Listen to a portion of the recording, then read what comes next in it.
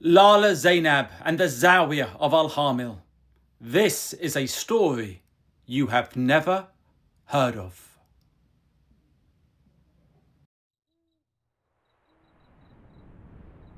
Allahu Akbar, Allahu Akbar.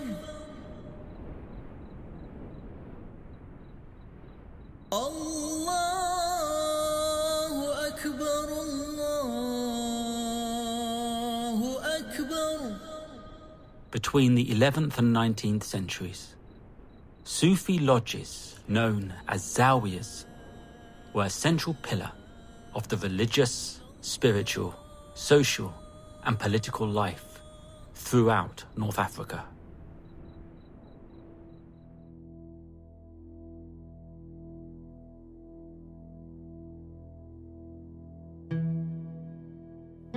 The Sheikh of the Zawiya was a living guide towards illumination, whose spiritual authority was acknowledged and respected by all.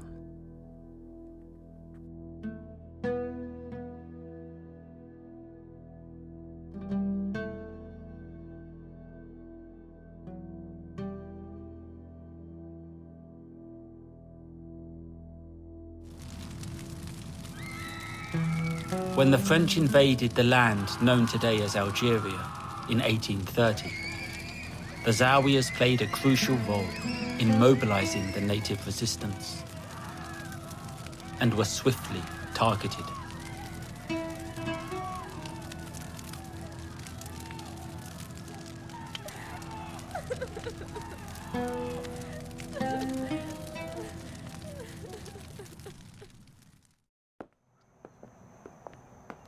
By the end of the 19th century, those Zawiyas that survived had done so through avoiding political resistance and/or cooperating with the French, with the influence of the Zawiya now limited to the spiritual and religious realms.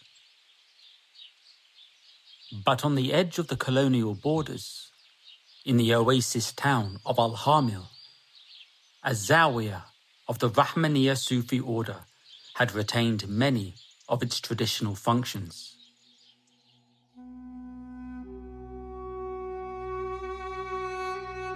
The Sheikh of the Zawiya was Sidi Muhammad Abi al-Qasim, a man considered by his people to be a living saint. The reputation of the Sheikh far exceeded the borders of Al-Hamil, with thousands of pilgrims, students and scholars traveling from across the Maghrib every year to be in the midst of his blessed presence. But in the nearest military outpost in the town of Bu Sa'ada, concern was growing as to who would replace the pliant elderly Sheikh upon his death. Whoever it was had to be every bit as accommodating as Sidi Muhammad.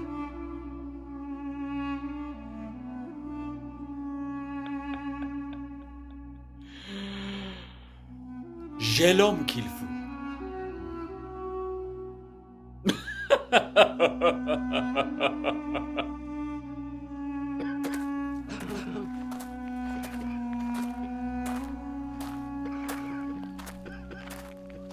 In 1897, Sidi Muhammad passed away.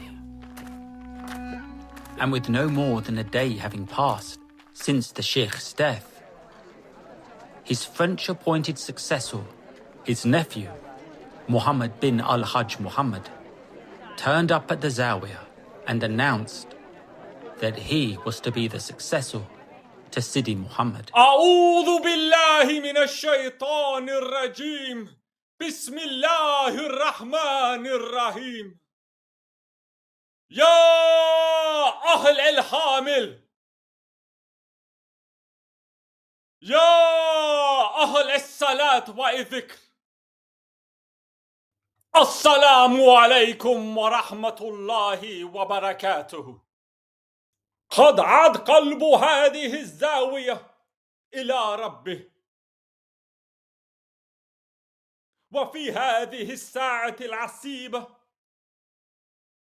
قدر أن يقع أبو القيام على شؤون هذه الزاوية وحراسة أمرها على هذه الأقطاف الضعيفة. خير المسلمين.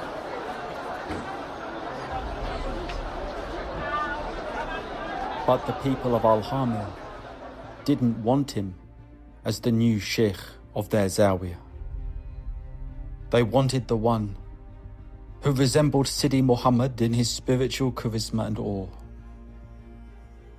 They wanted his daughter, Lala Zainab.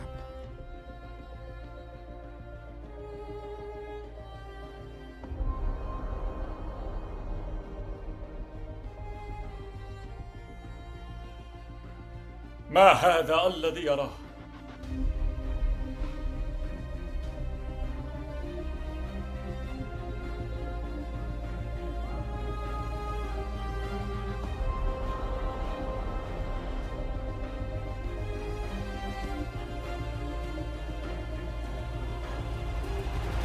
هذا هو الشيخ الذي يطلبونه. But Lala Zainab believed that her father had given his implicit consent to her succession by entrusting her with the running of the Zawiyah during his lifetime. And so Lala Zainab took the keys of the Zawiyah and forbade anyone from obeying the orders of her cousin. The French were enraged. Cette femme! A woman could not be the sheikh of the Zawiyah. Quelle audace! According to the French, as a woman, she would be too bendable to extreme male voices.